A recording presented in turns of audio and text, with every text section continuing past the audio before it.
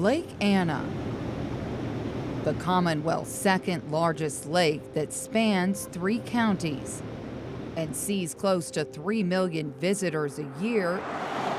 15-year-old Ava Inglet is one of them. I'd gone there for many years with my friends. And this year was no different. Ava kicked off her summer Memorial Day weekend like she always has on the lake she loves. We went out on the boat and we basically went tubing.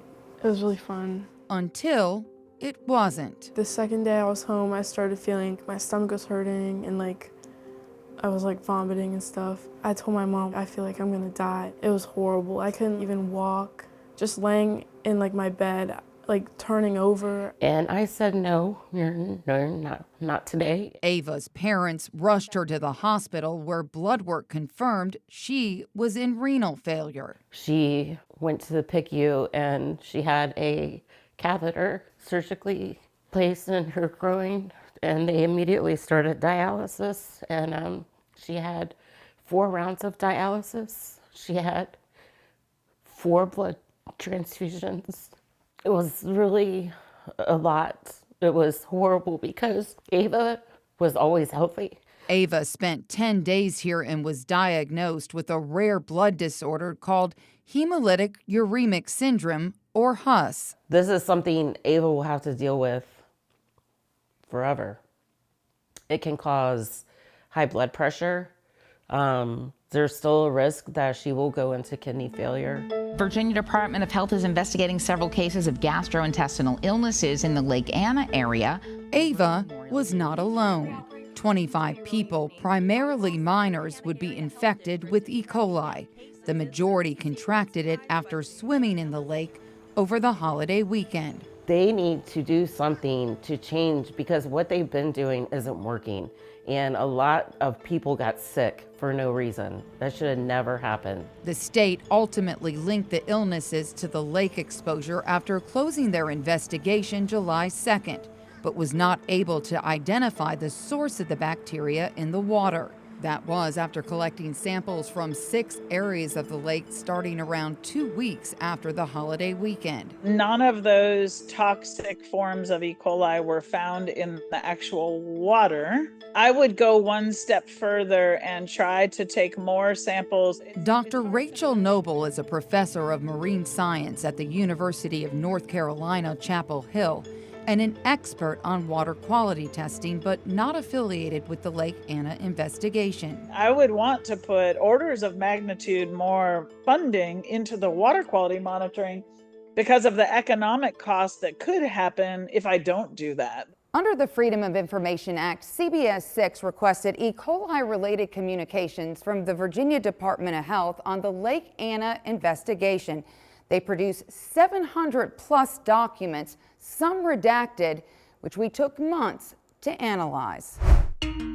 Included historical data on water sampling by the Department of Environmental Quality, which showed that E. coli levels had been taken monthly and were not elevated near the dam and mid-lake in 2021 and 2022, as they were at Goldmine Creek, which is near the sandbar where the majority of this summer's exposures took place. However, according to internal notes, testing was not consistently done near the sandbar the last 2 years because the DEQ says it was focusing on the lower portion of the lake for assessment purposes.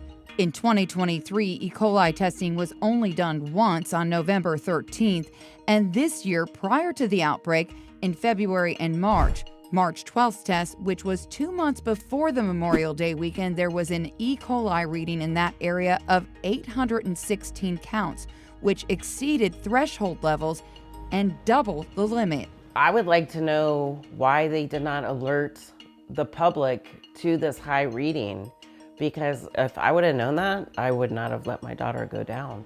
You can swim in other areas with being fine, because the lake is pretty big. The public needs to know that if you're above that standard, there's a solid likelihood that you could become ill. So that acceptable risk is the driver for the entire program.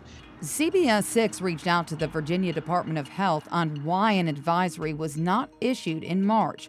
A spokesperson said in part, Quote, it was outside the recreation season, and quote, VDH does not have a freshwater testing program.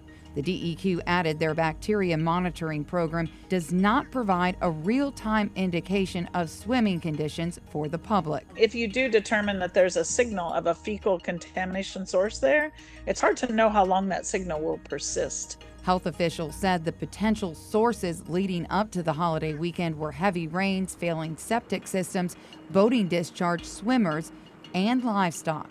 Records we obtained show that investigators met with Virginia agriculture officials to encourage restricted cattle activity on the lake after documenting that cows in proximity of swimming in recreational water was concerning and was a potential point of exposure.